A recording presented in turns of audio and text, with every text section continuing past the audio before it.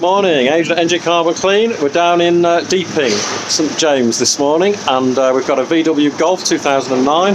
Now, the owner of this vehicle, we saw this vehicle, oh gosh, over a year ago now, for an engine clean. I've done a previous vehicle for him as well.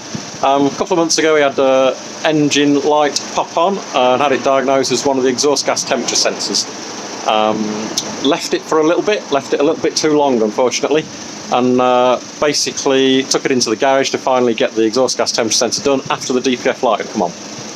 Now at that point the soot content had got too high, so we're back today to do a DPF clean on it. Now unfortunately the garage you took it to didn't bother checking the thermostat. We've just come to it. Although the dash is showing 90, the dashes on most vehicles will lie to you. They will show you 90 once it gets within a certain range, because they don't want it flip-flopping up and down in that range and panicking the owners.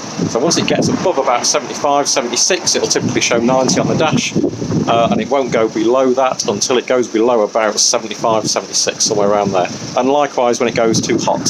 Typically it'll go up to about 106, 107 before it then starts showing it as going above 90. Now on this one, sat there at 90, we get to it this morning, it's been out for a drive, and it's only showing 80.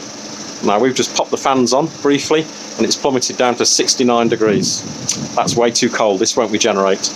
Now with this one, it's pointless doing a DPF clean on this until that thermostat's fixed, because basically it'll just fill straight back up again. It won't regenerate after the DPF clean, and it won't regenerate when it's driven because it's too cold, especially now the weather's gone cold. So this needs new thermostat straight away, and then we'll be straight back to it to unblock that DPF.